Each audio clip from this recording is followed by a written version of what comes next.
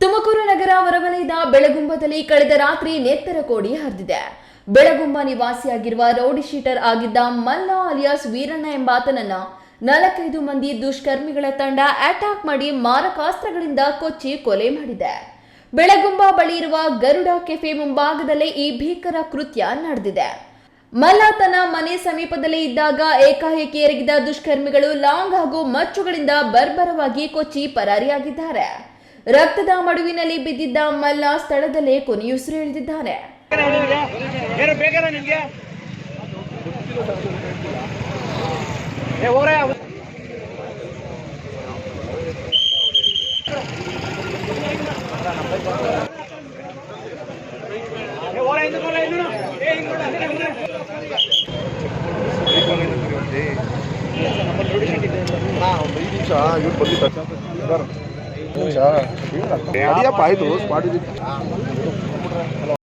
ಕೊಲೆಯಾದ ಮಲ್ಲ ಅಲಿಯಾಸ್ ವೀರಣ್ಣ ಸುಮಾರು 10 ವರ್ಷಗಳ ಹಿಂದೆ ಕೊಲೆ ಪ್ರಕರಣವೊಂದರಲ್ಲಿ ಜೈಲು ಸೇರಿದ್ದ.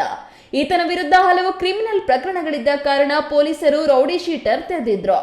ಆದ್ರೆ ಕೆಲವು ತಿಂಗಳ ಹಿಂದಷ್ಟೇ ಈತನ ಹೆಸರನ್ನ ರೌಡಿ ಶೀಟರ್ ಪಟ್ಟಿಯಿಂದ ಕೈಬಿಡಲಾಗಿತ್ತು ಎನ್ನಲಾಗಿದೆ.